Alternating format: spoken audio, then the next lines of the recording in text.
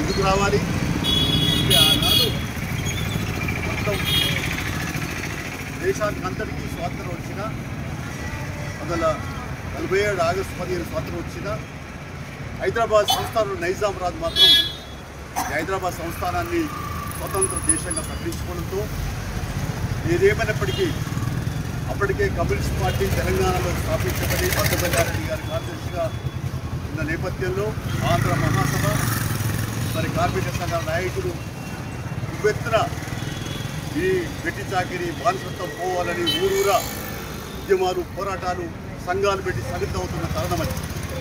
ఆ తరుణంలో వైపున ఆంధ్ర మహాసభ 15 ఆంధ్ర భువనగిరిలో రావినారెడ్డి గారి అధ్యక్షుడిగా పిలిపించింది. సంఘాలు పెట్టండి ఊరూరా, మరి దొరను తరిమి కొట్టండి, ఏదైనా దున్నేవాడికి భూమి అనేది కాదని ముందుకు తీసుకొచ్చింది. ఆ తర్వాత కమ్యూనిస్ట్ పార్టీ పిలిపించింది.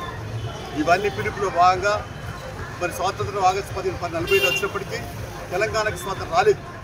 కాబట్టి సెప్టెంబర్ 11, 1948న ఈ తెలంగాణ సాయుధ పోరాటాన్ని పిలిపించారు. రావినారెడ్డి, భద్రరెడ్డి, మగ్దుమోహన్ రెడ్డి, రాజ్భద్ర గౌడ్ పిలిపించారు.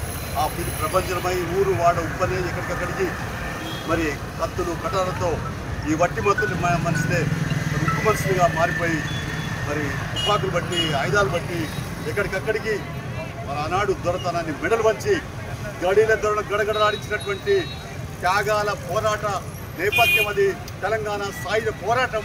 అప్పుడే మన దొరల గుండెల్లో గుబురుగా నిలిచినట్టు పోరాటం అని చెప్పి కూడా ఈ సందర్భంగా ఆ పోరాటం అప్పుడు అనబేరు ప్రభాకర్ రావు గారు ఎవరు, ఆయన పూలంపల్లి ఒక దేశ కుటుంబంలో పుట్టి మరి 100 ఎకరాల భూమి నుండి వత నుండి భార్య పిల్లల నుండి కూడా త్యాగం కొరకు అంటే ఈ ప్రజల విముక్తి కొరకు త్యాగం చేసిన లక్ష్యంగా నా ప్రాణాలు లెక్క చేయకుండా నేను ప్రజల కొరకు నా ప్రాణాన్ని సమర్పిస్తానని చెప్పి ఆయన మరి అనేక అన్ని అంగులు ఉన్నప్పటికీ కూడా ఆయన ఈ ఆంధ్ర మహాసభలో చేరి కమ్యూనిస్ట్ పార్టీ నాయకుడిగా తొలి కమ్యూనిస్ట్ పార్టీ జిల్లా కార్యదర్శిగా అనబేరు ప్రభాకర్ రావు ఇప్పటికీ మనం తలుచుకుంటామంటే ఆయన చేసిన త్యాగం అనేది.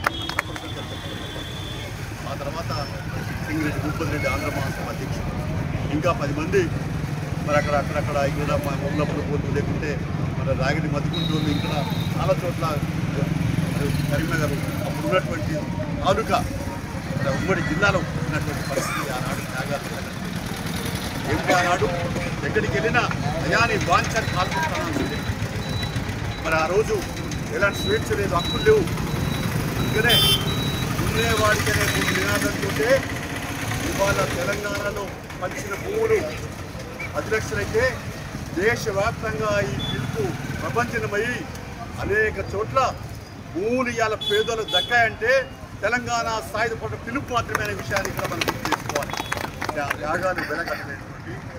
అందుకనే మనం అనుకున్నాం దొడ్డి కోరయ్య లేదా ఐలమ్మ తాకలైలమ్మ లేకుంటే అనేక మంది నేలకు ఉన్నటువంటి అంటే వాళ్ళు త్యాగాలు చేసిన మాట నిజమే.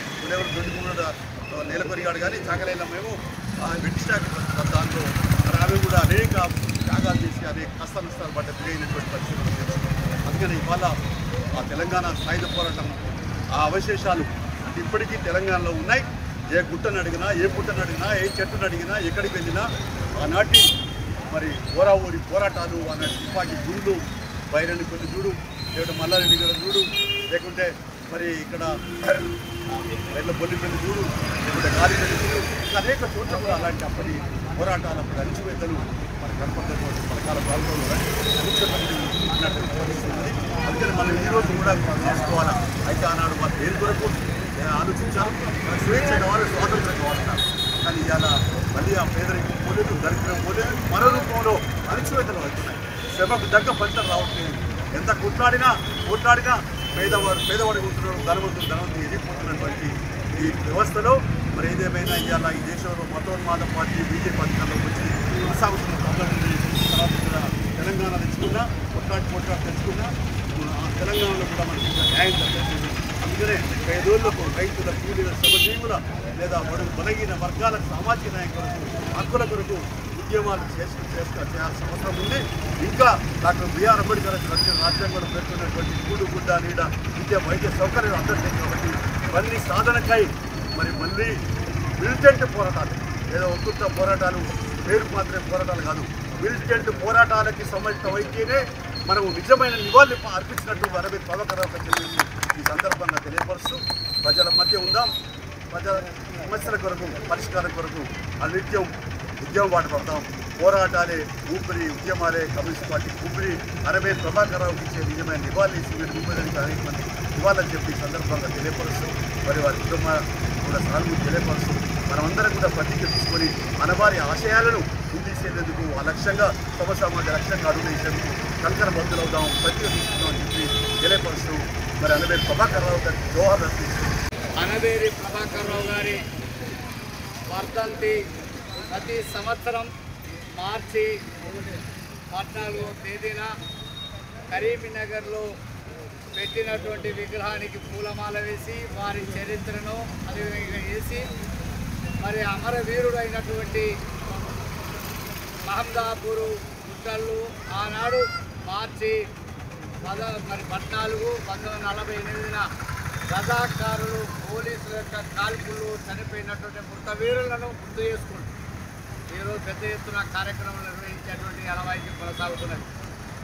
1948 మార్చి 14వ తేదీ ఒక దుర్దినం, దురస్థకరమైనటువంటి నల్ల బ్యాడ్జీలు, నల్ల రోజు, చీకటి రోజు.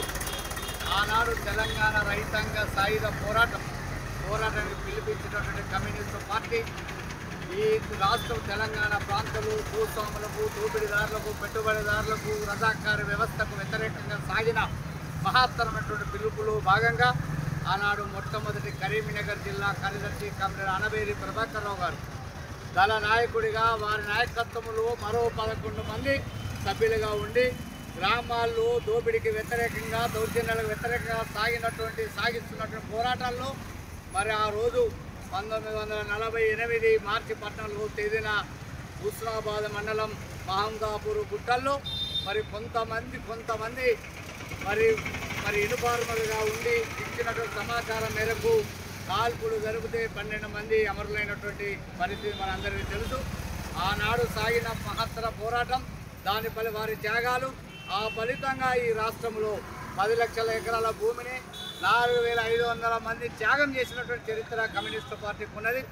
దాని ఫలితంగా నేడు కూడా ఈ రాష్ట్రంలో, దేశంలో పరిపాలన చేస్తున్నటువంటి పాలకులు నేడు అనేకటువంటి సమస్యలను నిరుపేదలుగా, ఇంటి స్థలం లేక, కూడు లేక, గుడ్డ లేక, పిల్లలు చదివించుకోలేనటువంటి పరిస్థితుల్లో ఉన్నటువంటి ఈ సమాజ మార్పు కోసం వారు ఆశించిన ఆశయాలను ముందుకు తీసుకెళ్లడం కోసం కమ్యూనిస్టు పార్టీ మరి శపథం పూని మరి ఆ రోజు చనిపోయినటువంటి అమరవీరుల సాక్షిగా కమ్యూనిస్టు పార్టీ జిల్లా సమితి తప్పనిసరిగా వారి ఆశయాలను ముందు తీసుకెళ్తుందని చెప్పి తెలియజేస్తూ అవకాశం కల్పించింది. మరిన్ని వీడియోస్ కోసం ఛానల్ ని సబ్స్క్రైబ్ చేయండి. లేటెస్ట్ అప్డేట్స్ కోసం వాట్సాప్ ఛానల్ ని ఫాలో అవ్వండి. ఆ లింక్ డిస్క్రిప్షన్ లో ఉంది.